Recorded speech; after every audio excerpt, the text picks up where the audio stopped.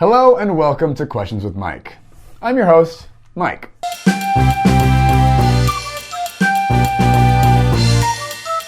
Today I'm going to answer a question. It's a little bit lengthy, but I think it's important to hear the whole context of the question, so I'm going to read it and let's get into it. This one's kind of juicy, guys.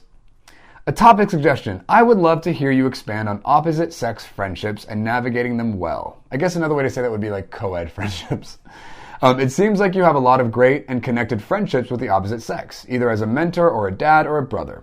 In church, there can be this culture of polarizing the sexes with the set intention to keep us safe in a way that I feel cultivates unhealthy relationships. But I'd love to hear your take on it in a video or whatever medium that works best. So understand that I'm not going to say everything I have to say about this subject because this video format tends to be a little shorter than we can afford.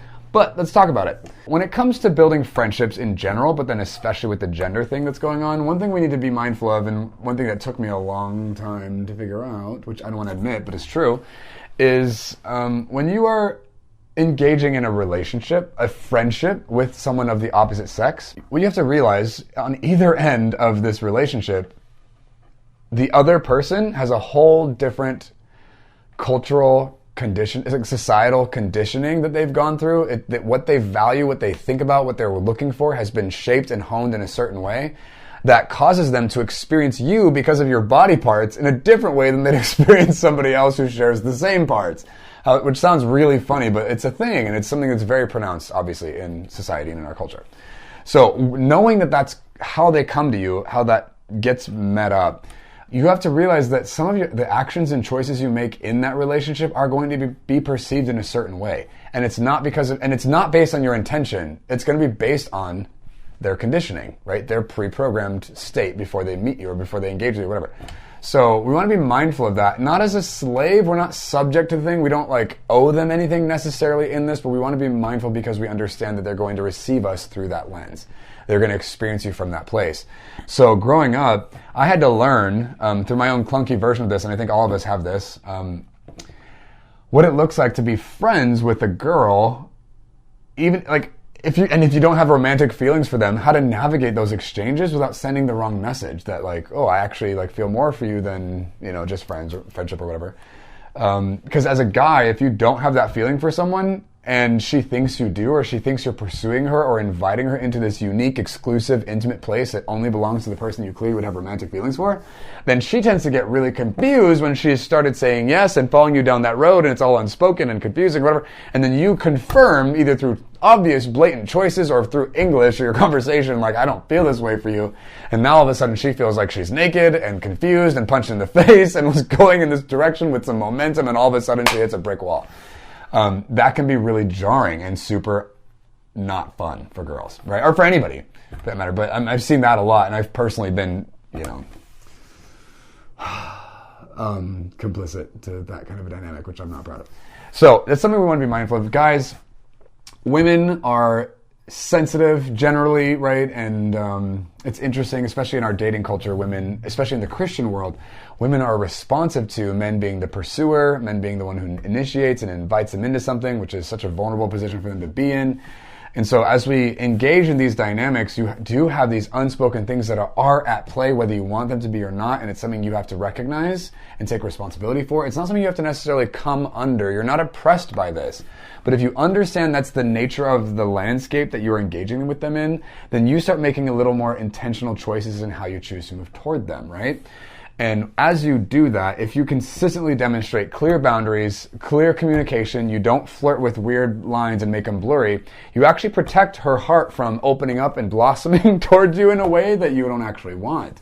And some men unknowingly receive and encourage women opening up to them in that way because the attention is affirming and it's validating and it makes them feel like more of a man and it makes them feel like they're, desirable and whatever. In the man way, and we might not even realize that we're doing that with women's attention. And vice versa, women have their versions. Obviously, I'm speaking about this from a man's perspective, but even with the women, on the women's end of this, women can also send the same kind of a message in their own way of attracting a man and inviting him or kind of giving him a message that there's something of interest there that the man might be responsive to and then thus initiate or whatever.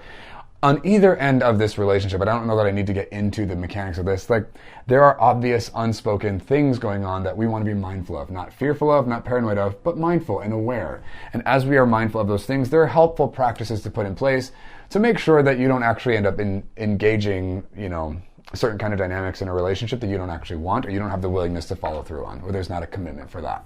There's also this aspect where if people are fueled and spurned in a connection with somebody based on their sexual attraction to somebody or the romantic aspect of this relationship, and they've not actually built any kind of a friendship with this person, I'm not going to say that's wrong or bad. I would say, though, that it is heavily imbalanced. Like, not that, because I don't know that I want to say a balanced version of this, because every relationship is unique and special and specific. But if you show up into a relationship with strictly a sexual attraction or strictly a romantic context, and there's no actual friendship that gets developed at some point in the midst of all that, there's not going to be a ton of substance or depth to what gets built. And the whole thing about friendship is that and this is true whether it's a co-ed relationship or if it's the same sex friendship. Like in friendship, we are both powerfully moving toward each other intentionally with this mutual respect and priority for the other person. What we're building, what we're engaging in together matters, and we both get to contribute. We both get to receive, but we both are responsible to add to this connection, right? To care for it, to look after it, to support it, to sustain it, which looks like quality time. It looks like acts of service. It looks like physical touch. It looks like words of affirmation. It looks like the love languages. It looks like prioritizing and nurturing it. And so in whatever ways practically that we end up displaying our value for that and actually taking care of it, that needs to be established in a friendship for that thing to grow and for that thing to be something that's actually valued and protected moving forward. That is important in any romantic relationship as well. But it's important in friendship, right? And so I want to think from my own walk of life, from this person's question, like observing whatever they're observing from my friendships. One thing that I know that I definitely established in my relationships, whether they were men or women, it didn't matter, and this is void of any romantic attraction, was the person that I'm engaging in a relationship with, in friendship with, I want to make sure that I come to this relationship with a sense of respect for who this person is. I'm not going to force myself to respect somebody or put something on the relationship that isn't there. I want to be mindful of and attentive to and recognizing what is valuable, admirable, respectful about this person, and I want to be intentional of my awareness of those things and submitting to them about the person. So I'm not so much like working on what they think about me or what we experience together. Those are going to be byproducts. I'm working on and intentional with my perspective and my priority for who they are in my life and what I believe about them. I steward that end of this, and then I live from and choose from that place. So what I demonstrate in the relationship, how I communicate with them, what I invite them into is coming from that place, and it allows for them to be empowered in that connection where they get to feel celebrated and seen and respected and all the things. And it's really inviting, and people want to be friends with people who treat them like that, right? I mean, it's the way I would want to be treated in friendship. And so I remember it was probably about high school that I started establishing some very strong agreements in this place where I was like, this is how I want to treat people. This is how I want to like discipline the rest of my expression and my emotions and my actions in relationship. My value and priority in this context and these dynamics, I want to make sure this stuff is in place. And I remember making conscious choices of what that should look like and then practicing the demonstration of it in my then existing relationships. And I started test marketing the thing and like seeing how it worked out and how do people respond. And I saw a lot of amazing positive fruit come from it that continued to grow. It was sustainable.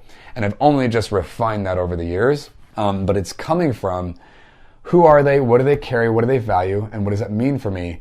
It's not coming from what can I get from this person? What can they give to me? What can I benefit from? That is a self-serving agenda that will end up commoditizing the person or the relationship, and it will dehumanize them, and it will be felt, and it will not be awesome. You'll have to say you're sorry. You have to end the relationship. All kinds of dysfunction and codependency and enablement enmeshment, all that stuff will get weird. So I don't come to any of my friendships with this agenda of what can I get from this person? And I'm saying that with a clear conscience, and it's not coming from this like willful, like, oh, I pulled this off. It's coming from a consistent and diligent practice of like disciplining my heart to not step past the line of who these people get to be in my life and what I get to expect from them and what I allow that to mean to me. again, I can feel, like, one of the things I feel the most afraid of in my life is the intensity of the love that comes from me for people, and then obviously especially the people I care about, like, personally. The love that's there is intense, it's deep, it's weighty, and if I don't, like, moderate myself in that place, I can send messages to people that make them go places that might not actually be true, but I can feel that, it's there, and so I want to intentionally, like, demonstrate and express that to my friendships and the people I care about in a way that's going to be constructive for them. I feel that. So I never like force myself to try and express affection or value for people that's not true in my heart. That is such a cop-out, and it steals from the actual authentic connection we get to have with them. But giving them what's real and not pushing beyond that, not saying more than is true, not manufacturing anything, but also not hiding what is true, by bringing that to the friendship, I'm actually serving the other person. I'm contributing and adding value to what we have together. And then whatever they give to me in response is a bonus. It's a gift. It's not a requirement or demand from them. It ends up being something I get to freely receive because it's something they chose to give me, not something I coerced out of them or manipulated. Obviously, you can't control the other person. You can't decide what their motive is, but you can sure see the nature of the relationship by how you bring yourself to that connection. And we want to prioritize them and view them in light of how can I give to this friendship rather than what can I get from it.